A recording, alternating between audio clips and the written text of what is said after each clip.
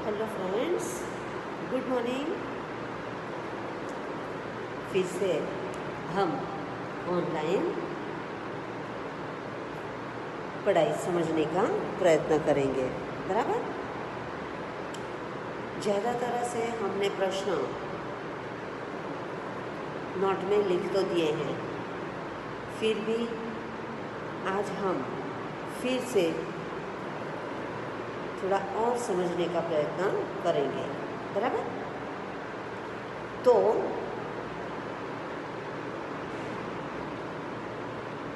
प्रश्न पद्य विभाग के अंदर 14 से 18 एक वाक्य में उत्तर लिखिए।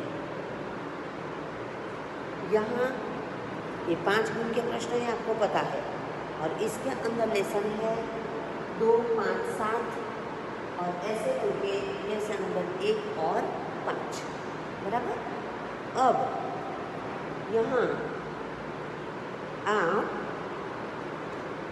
लेसन वाइज जो समझे 2, 5 और 7 के कुछ प्रश्न हम जानते हैं पहले। तो लेसन 2 के अंदर क्या कहना चाहते हैं? तो लेसन 2 के अंदर कुछ प्रश्न हैं कि कवि को सुबह का दृश्य कैसा लगता है, क्यों? ध्यान से सुनिए उत्तर इसका। तो कवि को सुबह का दृश्य प्यारा लगता है क्योंकि चारों ओर नई ताजगी फैली हुई है। चारों ओर, देखो यहाँ और में एक मात्रा करोगे क्योंकि चारों तरफ की बात की है। हाँ, ध्यान में रखना। सभी में एक नई चेतना है। मौसम भी सुहावना होता है ना?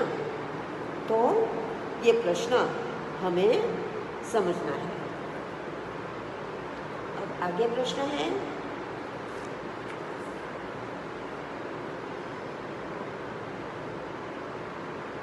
कि वर्षा होते समय आकाश में क्या दिखाई देता है? तो वर्षा होते समय आकाश में बादल और चमकती हुई बिजली दिखाई देती है। अगला प्रश्न, पृथ्वी पर कब और कैसे हरियाली छा जाती है? तो वर्षा ऋतु के समय पृथ्वी पर हरियाली छा जाती है। वृक्षों को पानी मिलता है। अब उससे क्या होता है वो लिखना है। तो वृक्षों को पानी मिलता है, सूखे पौधे हरे उगते हैं, पेड़ों को जैसे नया जीवन मिलता है। समझ गए? तो ये आपका उत्तर था। अब अगला प्रश्न क्या है? तो वर्षा ऋतु में क्या होता है? अब वर्षा ऋतु में क्या होता है आपको पता होगा। तो वर्षा ऋतु में ठंडी ठंडी हवा चलती है। आकाश में काले काले बादल छा जाते हैं। वर्षा के कारण चारों ओर हरियाली छा जाती है। मेढक मेढक टर टर टर और र के ऊपर रेफ टर टर सुनाई देती हैं, यानी कि मेढक टर टर करते रहते हैं और मोर अपने पंख फैलाकर नाचते हैं, है ना? तो ये सारे वर्षा ऋतु में हमें दिखाई देता है। और सुबह होने पर प्रकृति में कैसे बदलाव आते हैं? तो सुबह होने पर आकाश में तारे छिप जाते हैं, चारों ओर सूर्य की लालिमा छाने लगती है और रात का अंधेरा दूर होने लगता है। पक्षी चहचहाने लगते हैं, कलियां खिलने लगती हैं, हवा में फूलों की सुगंध फैलने लगती है, ठंडी ठंडी हवा बहती है। ये सारी जो क्रिया बताई वो कब होता है? सुबह में। जब हम सुबह जल्दी उठते हैं तो आप देखना ये पूरे जो हमने क्रिया बताई वो हम महसूस कर सकते हैं। अब अगला लेसन क्या है? 5। तो 5वें लेसन में क्या कहते हैं? 5वें लेसन में कविता में कोयल, पपीहा और बुलबुल किसके प्रतीक है? तो कविता में कोयल, पपीहा और बुलबुल अलग अलग भाषाएं बोलने पर भी एकता के सूत्र में बंधे भारतीयों का प्रतीक है। जैसे पक्षी अलग अलग तरह से बोलते हैं, फिर भी वो कुछ एक ही शब्द कहना चाहते हैं, उसी तरह से हम भारत देश में अलग अलग जाति के लोग रहते हैं, पर सब एक साथ रहने में समझते हैं। बस यहाँ एकता दिखाई देती है। आगे प्रश्न क्या है? तो नदियों से हमें क्या संदेश मिलता है? तो नदियों से हमें एक होकर रहने का संदेश मिलता है। जैसे अलग अलग जगह से अलग अलग नाम की नदियाँ सागर के अंदर एक हो जाती है, उसी तरह से हमें भी एक होना है, बराबर। अब अगला प्रश्न क्या है? हमारे भारत देश में विविधता में एकता कैसे है? तो हमारे देश में रंग, रूप, भाषाएं और वेश अनेक है। जैसे तरह तरह के फूलों को गूंथने पर एक माला बन जाती है, जैसे सभी नदियाँ अलग अलग पर भी समुद्र में मिलकर एक हो जाती है, उसी प्रकार हमारे देश की विविधता में भी एकता है। राष्ट्र प्रेम की भावना ने सभी को एकता में बांध दिया है, बराबर। अगला प्रश्न क्या है? तो हिंदवासियों में कैसी विविधताएं हैं? तो हिंदवासी अलग अलग रंग और रूप के हैं, उनका पहनावा अलग अलग है, उनकी भाषा अलग अलग है, वे अलग अलग धर्मों को मानते हैं। इस प्रकार हिंदवासियों में अनेक विविधताएं पाई जाती है, बराबर। अब अगला प्रश्न कि औरत और लड़की के स्थान पर क्रमशः आदमी और लड़का रखकर परिच्छेद फिर से लिखिए। यहाँ आपको लिंग बदलो तो उसका परिच्छेद फिर से लिखना है। कैसे लिखोगे? तो एक मोटी औरत जा रही थी, औरत की जगह क्या रखना है? आदमी। तो एक मोटा आदमी जा रहा था, कक्षा में हमने करवाया था, आपको पता भी है, बराबर। तो इस तरह से आपको यहाँ पैराग्राफ जो पूछा जाए तो फिर से लिखना होगा। पीछे पीछे एक लड़की चल रही थी, पीछे पीछे एक लड़का चल रहा था। लड़की छोटी और पतली थी, तो लड़का छोटा और पतला था। औरत को पता चला तो घूर कर बोली। तो यहाँ क्या लिखोगे? आदमी को पता चला तो घूर कर बोला। ये लड़की, ये लड़के मेरे पीछे पीछे क्यों चल रही है? तो मेरे पीछे पीछे क्यों चल रहा है? लड़की भोलेपन से बोली, लड़का भोलेपन से बोला। मैं तो केवल छांव के नीचे चल रही थी। तो मैं तो केवल छांव के नीचे चल रहा था, बराबर। तो ये आपका 5वें लेसन के प्रश्न हुए। अब कौन सा लेसन है? 7वां। तो 7वें लेसन के अंदर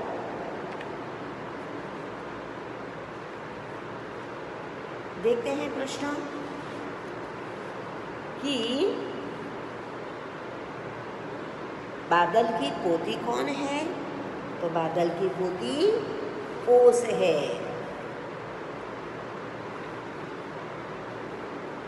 शेर कैसा राजा है? तो शेर ऐसा राजा है जिसके पास सोने के लिए पलंग नहीं होता, उसने कोई महल नहीं बनवाया, उसके पास धन संपत्ति का कोई खजाना नहीं है, फिर भी वह जंगल का राजा है ना। अब आगे प्रश्न कि पहेलियों का क्या महत्व है? तो पहेलियों से हमारा मनोरंजन होता है, उन्हें हल करने से हमारी सोचने समझने की शक्ति बढ़ती है, तर्क शक्ति का विकास होता है, भाषा का ज्ञान बढ़ता है, पहेलियाँ दिमागी कसरत भी कराती है ना। अब आगे प्रश्न कि क्या फ़ोन चुगलखोरी करता है? कैसे? तो फ़ोन के द्वारा लोग एक दूसरे के हालचाल पूछते हैं, सगे संबंधियों को शुभ अशुभ समाचार दिए जा सकते हैं, शीघ्रता से संदेश पहुंचाया जा सकता है। यदि लोग इसका उपयोग चुगलखोरी करने के लिए करते हैं तो उसमें फ़ोन को चुगलखोरी नहीं कह सकते, है ना। तो ये हमारे 7वें प्रश्न के उत्तर थे। अब प्रश्न ऐसे 2 का 1 और 5। तो उसका पहला लेसन क्या कहते हैं? पहले लेसन के अंदर प्रश्न है, बेटी क्यों पढ़ना चाहती है? तो बेटी पढ़ लिख कर मेहनत से अपने पैरों पर खड़ी होगी, पूरी दुनिया को देखेगी और समझेगी, इस तरह वह आगे बढ़ेगी। तो क्यों पढ़ना चाहती है? इसलिए पढ़ना चाहती है, आगे बढ़ने के लिए, बराबर। अब अगला प्रश्न क्या है कि बेटी दुनिया को कैसे समझना चाहती है? तो बेटी मेहनत कर, पढ़ लिख कर और अपनी बुद्धि का विकास करके लोगों के व्यवहारों को देखेगी, इस प्रकार बेटी दुनिया को समझना चाहती है। अगला प्रश्न कि बेटी की क्या क्या तमन्नाएं हैं? तो बेटी तारा बनना चाहती है, चांद की तरह चमकना चाहती है, तितली बनकर हवा को चूमना चाहती है, दुनिया रूपी बगीचे में फूल की तरह खिलना चाहती है, बराबर। तो ये उसकी तमन्नाएं हैं। और आगे प्रश्न क्या है कि आत्मनिर्भर बनने के लिए आप क्या करोगे? आत्मनिर्भर यानी खुद पर, आत्मनिर्भर, खुद पर हमें खुद कमाना है और खुद खाना है, वह आत्मनिर्भर, अपने पैरों पर हमें खुद खड़े रहना है। तो हमें क्या करना चाहिए? तो आत्मनिर्भर बनने के लिए हम खूब पढ़ाई करेंगे, अपनी योग्यता के अनुसार मेहनत से काम करेंगे, खुद पर विश्वास रखकर अपनी जिम्मेदारियों को निभाते हुए सफलतापूर्वक लक्ष्य हासिल करने की कोशिश करेंगे, बराबर। तो ये इसका उत्तर था।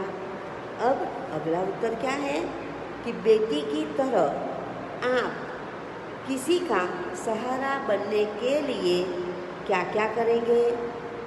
तो बेटी की तरह किसी का सहारा बनने के लिए मैं पहले पढ़कर आत्मनिर्भर बनूंगा या बनूंगी, जिससे मैं लोगों की मदद कर सकूं, गरीबों के बच्चों की शिक्षा व अनेक पालन पोषण के लिए कार्य करूंगा या करूंगी।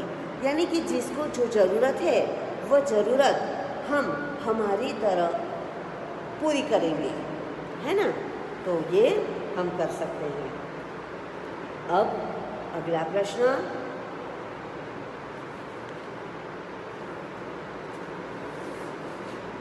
अगला लेसन क्या है? 5वां। तो 5वें लेसन में क्या कहते हैं?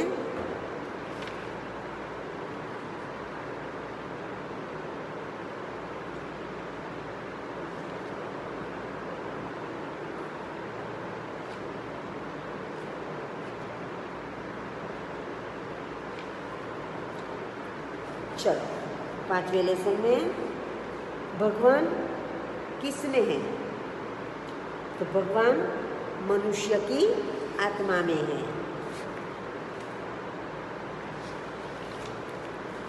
और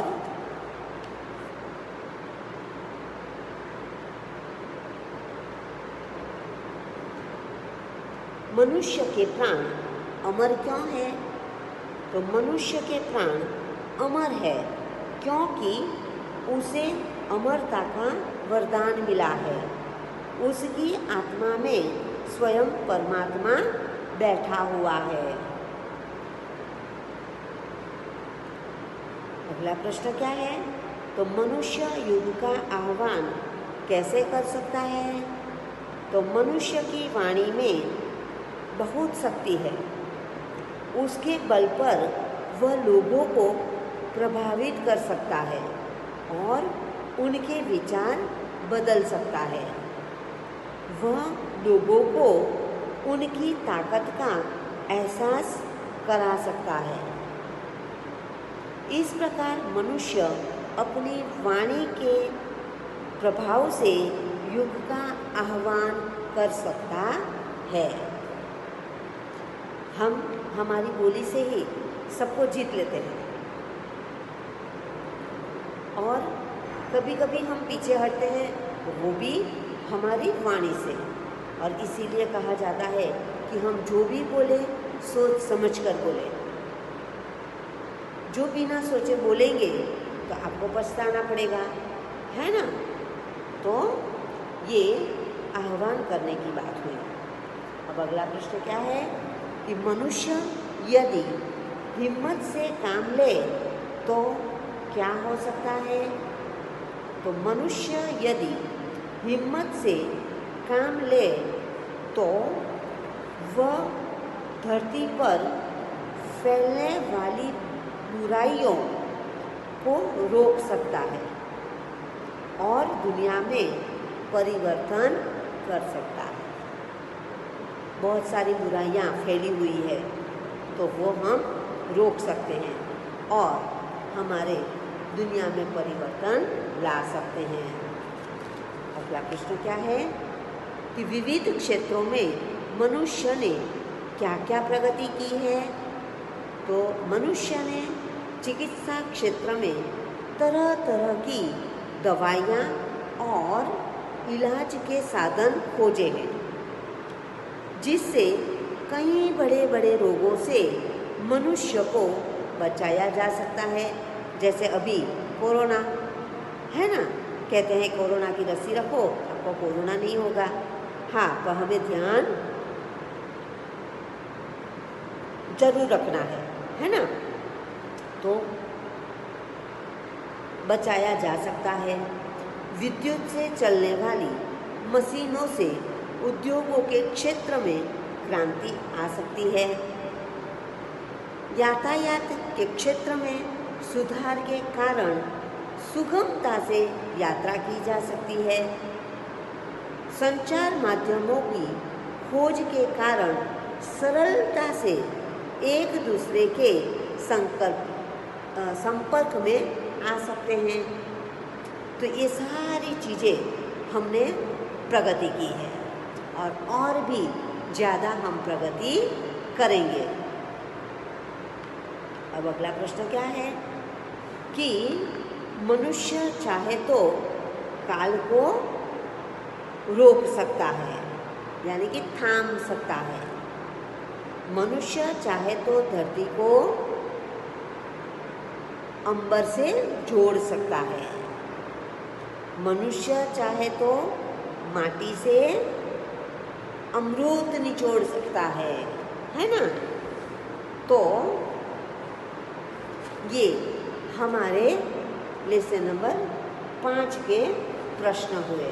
अब आपको प्रदूषण के बारे में कुछ समझाओ। तो प्रदूषण निबंध आपको पूछा जा सके तो प्रदूषण का अर्थ कई तरह के हानिकारक और जहरीले तत्वों का पर्यावरण में मिलना है। प्रदूषण पृथ्वी पर रहने वाले जीवों के सामान्य जीवन को प्रभावित करता है और प्राकृतिक जीवन को बिगाड़ देता है। प्रदूषण से कई प्रकार है, जैसे कि ध्वनि प्रदूषण, वायु प्रदूषण, भूमि प्रदूषण और जल प्रदूषण। वाहनों की बढ़ती संख्या, जहरीले गैसों के उत्सर्जन, कारखानों से निकलते वाले धुएं आदि के कारण हमारे ग्रह पर वायु प्रदूषण दिन प्रतिदिन बढ़ता ही जा रहा है। इसी वायु प्रदूषण के कारण जिस हवा में हम सांस ले रहे हैं, उसके द्वारा हमें कई तरह के फेफड़ों की बीमारियां हो जाती है। इसी तरह से भूमि और जल प्रदूषण पानी तथा भूमि में कई तरह के कीटाणु, जीवाणु और हानिकारक रसायन आदि मिलने के कारण उत्पन्न होता है। पीने के पानी में भी कई तरह के कीटनाशक, फंगस और थोरियम आदि मिलने के कारण जल प्रदूषण जैसी समस्या बढ़ती जाती है या उत्पन्न होती है। इस प्रदूषण की समस्या को रोकने के लिए सरकार को कई तरह के उपायों को अपनाने की आवश्यकता है। इसके लिए वाहनों के उपयोगों को कम करने के साथ पानी की बचत करनी होगी तथा जैविक खेती को बढ़ावा देना होगा, है ना। तो ये हमारा प्रदूषण निबंध है, जो आपको मैं इसकी PDF भेज दूँगी। आपको इस तरह से उसके बारे में आप अपने शब्दों में भी कुछ अंदर लिख सकते हो, बराबर। ये कविता आपको मुखपाठ करनी होगी परीक्षा में। उसमें से भाषा भावार्थ या काव्य पंक्ति पूछी जा सकती है, तो आप ये काव्य मुखपाठ कर लेना, बराबर। चलो, अब हो गया। तो आज हमने जो प्रश्न देखे हैं उसकी PDF मैं आपको भेज दूंगी, बराबर। PDF से आप प्रश्न में भेजूंगी, यहाँ मैंने उत्तर समझाए हैं, उस उत्तर को आप लिख लेना। Okay, thank you.